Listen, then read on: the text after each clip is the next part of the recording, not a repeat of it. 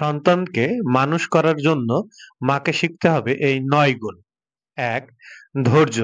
ছোট বাচ্চারা রাগী, একগুঁয়ে ও ভুলভ্রান্তি করে। মাকে ধৈর্য না হারিয়ে সহবত শেখাতে হবে। ২. আত্মবিশ্বাস। নিজেকে বিশ্বাস করতে শিখুন। সন্তানকে বড় করার সময় নিজের আত্মবিশ্বাস দৃঢ় থাকতে হবে। ৩. অন্যের কথায় তাল মেলানো যাবে না। অনেক মানুষ পরামর্শ দেবেন, তবে সন্তানের হয়ে সেরা সিদ্ধান্ত নেন মাই। তাই নিজে সিদ্ধান্ত নিন। ৪. নিজের যত্ন। সন্তানের সঙ্গে নিজের যত্নও নিন। শখ পূরণ করুন। এতে আপনি নিজে আনন্দে থাকবেন। ভালো থাকবে সন্তান। ৫. সাহায্য চাওয়া। সন্তানকে সামলাতে ক্লান্ত হয়ে পড়লে নিকটজনের সহায়তা নিন। ৬. ভুল থেকে শিক্ষা। পৃথিবীতে কেউই নিখুঁত নয়।